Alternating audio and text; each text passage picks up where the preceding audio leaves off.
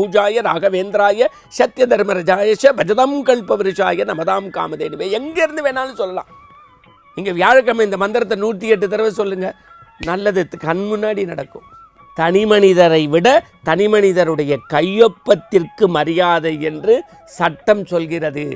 இறைவன் எதை சொல்கின்றான்? வேதத்தில், நம்முடைய இலக்கியத்தில், இதிகாசத்தில், புராணத்தில் அவனுடைய நாமம் உயர்ந்தது. நாமம் உயர்ந்தது. ராமா ராமா ராமா என்றும் நாளும் சொல்லி பாடணும். நாவில் சொல்ல வராது போனால் நல்லவரோடு சேரணும். கோவிந்தாவும் போடணும், கோபாலனும் கூவனும், எங்கும் அவன் கூட்டத்தில் கையை தட்டி கூவனும். விட்டேல் விட்டேல் விட்டேல் என்று நாளும் சொல்லி பாடணும். நாவில் சொல்ல வராது போனால் நல்லவரோடு சேரணும். நல்லதே செய்வோம், நல்லது நடக்கும். ஆன்மீக அன்பர்களே, ஜெயா தொலைக்காட்சியின் இனிய நேயர்களே, இன்றைய நிகழ்வின் தொடக்கத்தில் நான் ஒரு விசித்திரமான வரிகளை பதிவு செய்தேன். ராமா ராமான்னு சொல்லணும், கிருஷ்ணா கிருஷ்ணான்னு சொல்லணும், கோவிந்தா கோவிந்தான்னு சொல்லணும், விட்டேல் விட்டேல்னு கையை தட்டி பாடணும். இது எல்லாம் எனக்கு தெரியல அப்படின்னா என்ன? நல்லவர்களோடு சேரு, அதுவே இறை. எல்லாத்தையும் விட இறை நாமம் பெரிது. இப்போ திருமண் இட்டுப்பாங்க, கேசவா நாராயணா மாதவா கோவிந்தான்னு சொல்லி. சில பேர் உட்காந்தா நின்னா கூட ராம் ராம் ராம் ராம் ராம ராமா அப்படிம்பாங்க. சைவ பெருமக்கள் சொல்லுவாங்க சிவாய நம. இப்போ வாரியார் போன்ற சுவாமிகள்லாம் நின்னா உட்கார்ந்தா முருகா,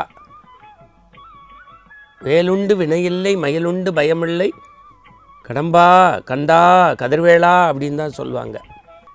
இறைவனை விட இறை நாமம் பெரிது. இறைவனை விட இறை நாமம் பெரிது.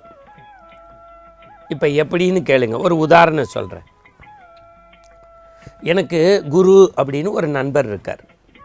எப்போ நான் உதவி கேட்டாலும் அவர் செய்வார். இப்போ திடீர்னு நான் பையில் மறந்துட்டேன் சார், இன்றைக்கி என் காருக்கு கார்டு எடுத்துகிட்டு வரல, பர்ஸு எடுத்துகிட்டு வரல, ஒரு 1000 rupees கொடுங்க அப்படின்னா கொடுத்துருவார். ஆனால் மற்றவங்க மாதிரி கிடையாது குரு. அவர்கிட்ட ஒரு நல்ல பழக்கம் உண்டு. எதுனாலும் பேங்க் டிரான்சாக்ஷன் தான் பிடிக்கும் அவருக்கு. பேங்க் டிரான்சாக்ஷன் ஏதாவதுனா நீங்கள் பேங்க்கில் வாங்கிக்கங்க. அக்கௌண்டபிலிட்டி. திடீர்னு ஒரு நாள் 5000 ரூபா பணம் கேட்டேன் அவர்கிட்ட, பேங்க்கில் எடுத்துக்கங்கன்னாரு. போய் பேங்க்கில் குரு சார் பேரை சொல்லி, ரொம்ப நம்பிக்கையானவர், நாணயமானவர், நேர்மையானவர், அன்பானவர், போய் கேட்குற மேனேஜர் இல்லைன்ட்டார். அவரே போய் கேட்டார், மேனேஜர் தரமாட்டேன்ட்டார். என்னடா அன்பானவர், அறிவானவர், பண்பானவர், அவரே வந்து கேட்டாலும் கொடுக்கலேன்ட்டார். 3வது நாள் இந்த குருவுக்கு ஒரு ஃப்ரெண்டு இருக்கார். அவர் கை மாற்றா 2000 கேட்டிருக்கார். இவர் தான் அக்கௌண்டபிலிட்டி ஆச்சே. டேபிள் மேலே இருந்த செக் புக்கில் அவர் பேரை எழுதி 2000 அப்படின்னு எழுதி கொடுத்துட்டார். இன்னொரு நாள் குரு சார் பேங்க்குக்கே போல, அவர் டிரைவர்கிட்ட விட்ராயில் போட்டு 3000ன்னு கொடுத்து விட்டார். நேராக பேங்க்குக்கு அவர் போகிறாரு. அவர் சார்பாக நான் போகிறேன், பணம் இல்லை. ஆனால் அவருடைய கையெழுத்து தான் செக் புக்கில் போகுது, அவருடைய கையெழுத்து தான் விட்ராயில் போகுது. அவரே போகாமல் பணம் கொடுக்குறாங்க. அப்படின்னா என்ன அர்த்தம்? தனி மனிதரை விட தனி மனிதருடைய கையொப்பத்திற்கு மரியாதை என்று சட்டம் சொல்கிறது. இறைவன் எதை சொல்கின்றான்? வேதத்தில், நம்முடைய இலக்கியத்தில், இதிகாசத்தில், புராணத்தில் அவனுடைய நாமம் உயர்ந்தது. நாமம் உயர்ந்தது. அதனால்தான் இன்றைக்கும் சொல்கிறேன், ஸ்ரீரங்க ரங்கநாதரை சேவிக்க வந்த கணவன் மனைவி வருத்தத்தோடு போனபோது எதிர்த்தாப்பில் வந்த நாரதர் சொன்னார், இதோ இந்த பூலோகத்து வைகுந்தம் ரங்கனை பார்த்துட்டு வருத்தத்தோடு போகக்கூடாது, பிள்ளை பேர் இல்லைன்னு சொல்லிட்டாரே, அவர் யார் சொல்வதற்கு? நம்பிக்கையோடு சொல்கின்றேன், நாராயணன் நாமத்தை 108 முறை எழுதுங்கள், சொல்லுங்கள்னாரு. 10வது மாதத்தில் குழந்தை. அதுக்கு நாராயணன் சொன்ன வார்த்தை, இந்த நாராயணன் வாக்கு பொய்க்குமே தவிர என்னை உச்சரிக்கக்கூடிய பகவான் உபன்யாசகர் நாரதர் வாக்கு பொய்த்து விடக்கூடாது என்பதற்கு கொடுத்தேன். நம்பிக்கை, ஃபெய்த். இங்கே சாமிகிட்ட கூட அவனுடைய நாமத்தை திரும்ப திரும்ப திரும்ப திரும்ப சொல்லுங்க.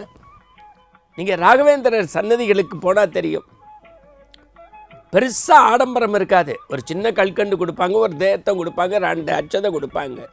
ஆனால் மூல மந்திரம் எங்கே பார்த்தாலும் எழுதி போட்டிருப்பாங்க. பூஜாய ராகவேந்திராய சத்ய தர்மரஜாயஷ பஜதம் கல்பவருஷாய நமதாம் காமதேனுவே. எங்கேருந்து வேணாலும் சொல்லலாம். இங்கே வியாழக்கிழமை இந்த மந்திரத்தை 108 தடவை சொல்லுங்கள், நல்லது கண் முன்னாடி நடக்கும். ராமகிருஷ்ணா கோவிந்தான்னு சொல்லிக்கிட்டே இருங்க. ட்ராவலில் மனசு அமைதி பெறும். இந்த மூல மந்திரம் இருக்குது பாருங்கள், நீங்கள் பாபா கோவில்களில் போனீங்கன்னா தெரியும், அமைதி பொறுமைன்னு போட்டிருப்பாங்க. அதுவும் அந்த தீப ஜோதி காட்டும் போது காக்கட ஆரத்தியோ மங்கள ஆரத்தியோ ராத்திரி ஷாயரச் ஆரத்தியோ ஷீரடி சாய்நாத் மகராஜிக்கு ஜெய் அப்படின்னு சொல்லுவாங்க. நீங்கள் சபரிமலை ஐயப்பன் வழிபாட்டில் பாருங்கள், ஒன்றுமே இருக்காது. இந்த எல்லாரும் கூட்டு சரணம், சுவாமியே சரணமையப்பான்னு சொல்கிறாங்க பாருங்கள், அது ஒரு பெரிய பாசிட்டிவ் வைப்ரேஷனை கொண்டு வரும். அப்போ ஒரு வரி தான், அது சிவபுராணமாக இருக்கலாம், இன்னும் சொல்லப்போனால் காயத்ரி மந்திரமாக இருக்கலாம், அல்லது விஷ்ணு சகஸ்ரநாமமாக இருக்கலாம், கிருஷ்ணாராமா கோவிந்தாவாக இருக்கலாம், அல்லது முருகாவாக இருக்கலாம். அந்த மந்திரத்தை முழு மனதோடு நீங்கள் உச்சரிங்க. இறைவனை விட இறை நாமம் சக்தி வாய்ந்தது, வலிமையானது. அதனால்தான் நம்முடைய முன்னோர்கள் இந்த மண்ணில் போகிற காலத்துக்கு புண்ணியம் தேட கிருஷ்ணாராமா கோவிந்தான்னு சொல்லுனாங்க. நம்ம இன்னிலேருந்து இப்பையிலேருந்து சொல்லுவோம் ராமா கிருஷ்ணா கோவிந்தா.